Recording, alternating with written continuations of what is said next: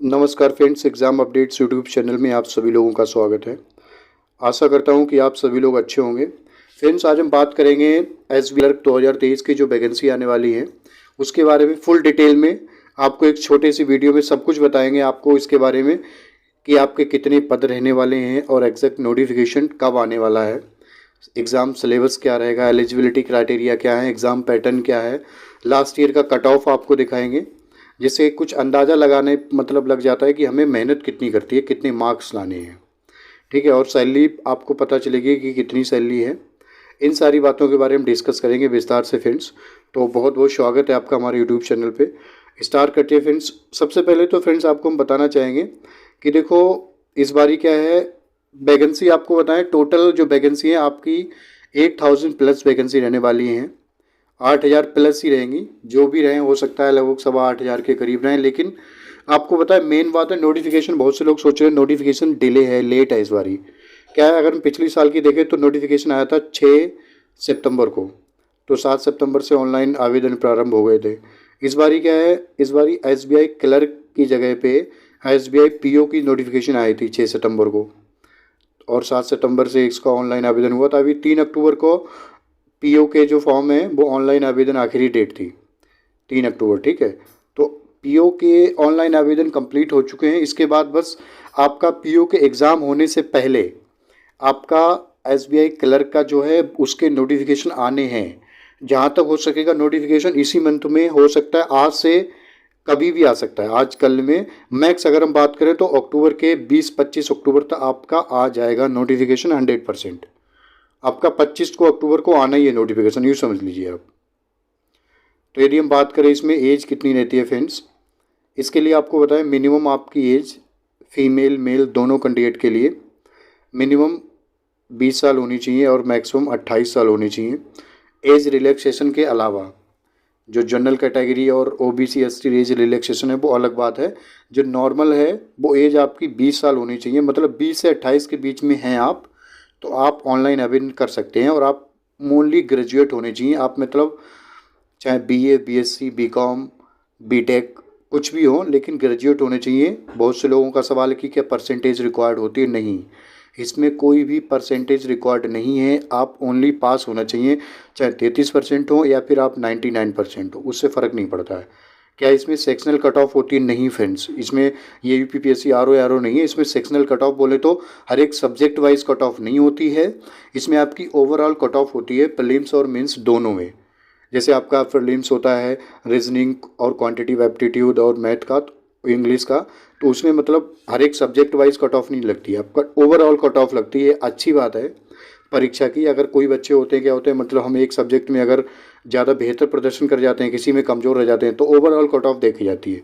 तो शायद मैं मानता हूँ काफ़ी पॉजिटिव बात है ये। यदि हम बात करें इसके सिलेबस की फ्रेंड्स, ये आपका हमने स्क्रीनशॉट अटैच किया है, आप ये स्क्रीनशॉट इसका फ़ोटो ले सकते हैं। ये प्रीलिम्स का सिलेबस है फ्रेंड्स, जिसमें आपका 3 सब्जेक्ट होते हैं। प्रीलिम्स में आपका 1 घंटे का पेपर होता है, 100 क्वेश्चन होते हैं और 100 नंबर होते हैं, जिसमें आपकी इंग्लिश 30 नंबर की होती है, 30 क्वेश्चन होते हैं इसमें। और न्यूमेरिकल एबिलिटी जिसको मैथ कह सकते हो आप, जिसमें 35 क्वेश्चन होते हैं आपके 35 नंबर के 20 मिनट में।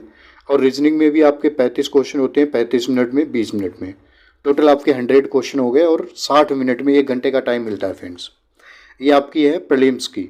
प्रीलिम्स का एग्ज़ाम होने के बाद आपका प्रीलिम्स की भी कट ऑफ लगती है, जो भी हमने बताया था, जिसमें सेक्शनल वाइज कट ऑफ नहीं होती, मतलब सब्जेक्ट वाइज कट ऑफ नहीं है, ओवरऑल कट ऑफ रहती है। आउट ऑफ 100 में आपकी कट ऑफ रहती है। वो कट ऑफ आपको डिसाइड करती है कि आपका मेंस में आपका मतलब प्रवेश होगा या नहीं होगा। इसके बाद आपकी मेंस की परीक्षा होती है, मतलब मुख्य परीक्षा। मुख्य परीक्षा में भी आपका होता है। अगर हम बात करें तो मुख्य परीक्षा का, तो मुख्य परीक्षा का सिलेबस फ्रेंड्स हमने आपको दिखाया है, ये मुख्य परीक्षा का सिलेबस है, आप इसको एक नज़र देख सकते हैं।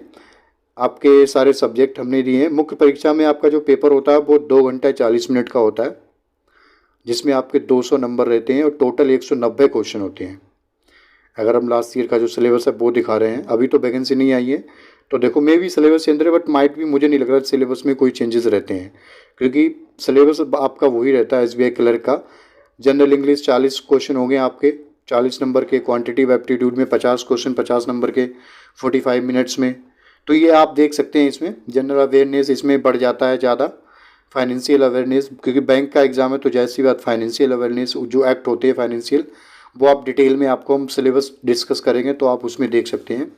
तो मतलब टोटल आपका जो है ये इसमें 190 क्वेश्चन होते हैं इन 4 सब्जेक्ट में, जिसमें आपके 200 नंबर होते हैं।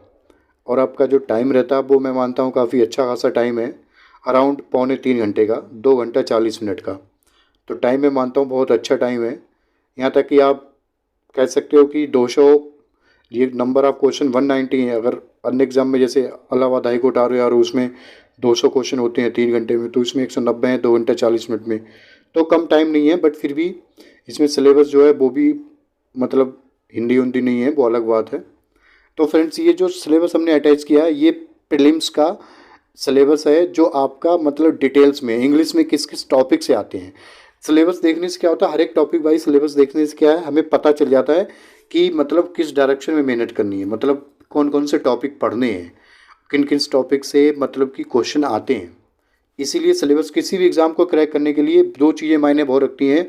बहुत से लोग क्या करते हैं मतलब सही दिशा में मेहनत नहीं करते हैं, मेहनत करते रहते हैं बट हमें पता ही नहीं कि मतलब कौन सा टॉपिक आता है, किससे ज़्यादा क्वेश्चन आते हैं। ठीक है, तो ये मेन चीज़ है, किसी भी एग्ज़ाम को क्रैक करने से पहले उसका सिलेबस समझना बहुत बड़ी बात है। सिलेबस जो लोग समझ लेते हैं, समझो आधे एग्ज़ाम क्लियर कर लेना बहुत, इसमें मतलब बहुत से लोग समझ नहीं पाते कि कौन कौन सब्जेक्ट आएंगे। तो यही है, हमने इंग्लिश में आपको ये स्क्रीनशॉट देखा है, ये अटैच किया है, आप उसको देख सकते हैं। इंग्लिश में कौन कौन से सब्जेक्ट, जैसे ये वर्ड स्वैप है और फ्रेज रिप्लेसमेंट है, वर्ड अरेंजमेंट है, क्लोज टेस्ट है और रीअरेंजमेंट है, पैरा जंबल्स है और एरर डिटेक्शन, सेंटेंस करेक्शन का आता है। ये सारे ग्रामर के हैं आपका इंग्लिश में। और इसके बाद हमने आपको एक रीजनिंग का डिटेल्स में जो सिलेबस है वो अटैच किया है, स्क्रीनशॉट वो आप देख सकते हैं। रीजनिंग में आपका अल्फ़ाबेटिकल मिसेलेनियस सीरीज आता है, कोडिंग डिकोडिंग आता है, ब्लड रिलेशन क्वेश्चन आते हैं आपके 2 से 3, और डायरेक्शन टेस्ट आता है, ऑर्डर एंड रैंकिंग के आते हैं, सिलोजिज्म आता है, पजल्स के क्वेश्चन आते हैं 1 से 2 आएंगे, सीटिंग अरेंजमेंट भी आता है, वो एक गोल मेज के चारों तरफ या फिर एक मेज कोई भी कैसी भी हो सकती है, लाइन में हो सकते हैं, क्यू में। अल्फ़ाबेटिक नंबर आता है और ये नंबर टेस्ट।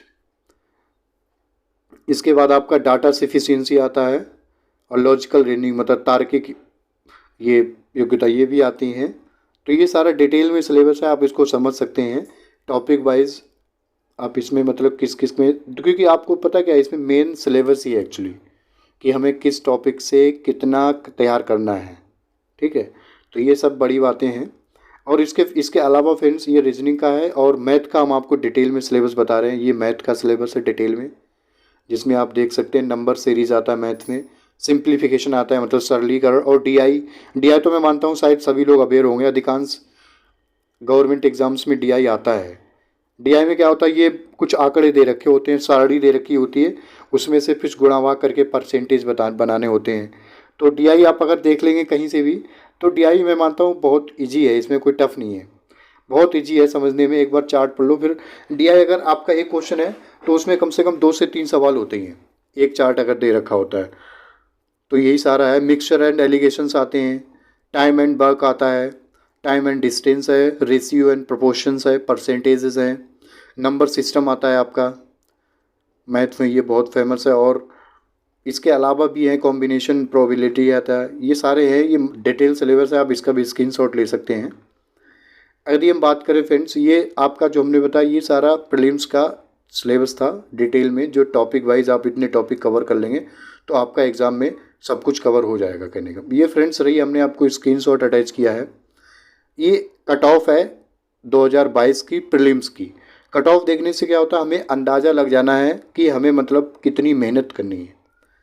ठीक है, फिर अपने आप को जज करने का मौका मिलता है कि यार क्या होता है, जैसे ये कट ऑफ देख ली, जब आप तैयारी करते हो तो प्रीलिम्स से पहले आप एक बार ज़रूर मतलब जहाँ से भी आप प्रैक्टिस बुक खरीदें या फिर ऑनलाइन प्रैक्टिस बुक आप प्रैक्टिस सेट जरूर करके जाएं, उससे पता चल जाता है कि हम कट ऑफ से कितने। अब जैसे इसमें आपको प्रीलिम्स की 2022 की कट ऑफ है, ठीक है, तो इसमें आपका जनरल की अगर देखें हम मतलब कैटेगरीज वाइज मेन जनरल की देखना होती है, तो आप जनरल की देखें तो हरियाणा की इसमें 82.5 है, मतलब आप देख सकते हो कितनी अच्छी खासी कट ऑफ है। ठीक है, इसके अलावा आपकी पंजाब की है, उड़ीसा की 77 है।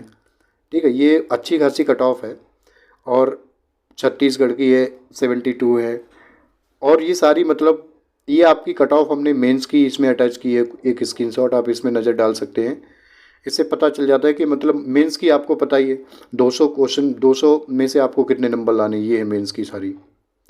आप देख सकते हो आप किस में है, क्योंकि मेंस की अगर आप बात करें तो दिल्ली की देखो कितनी है, बहुत धांसू कट ऑफ 89.75, और मध्य प्रदेश की 78.25 है, छत्तीसगढ़ की 77.25 है। ठीक है, तो अच्छी खासी कट ऑफ है। हिमाचल प्रदेश की 85.75 है।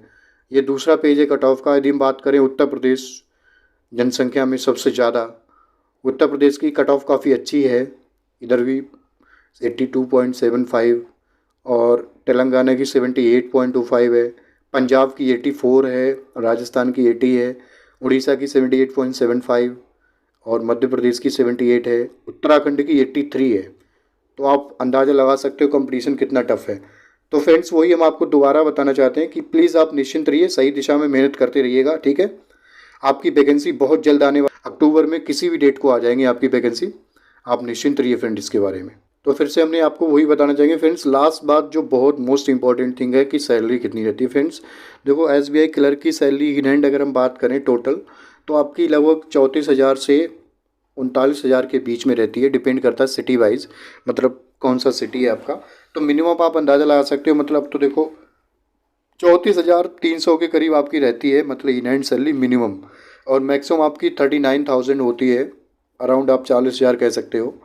तो 39,000 40,000 के करीब रहती है। तो मैं मानता हूँ एक अच्छी खासी सैलरी है।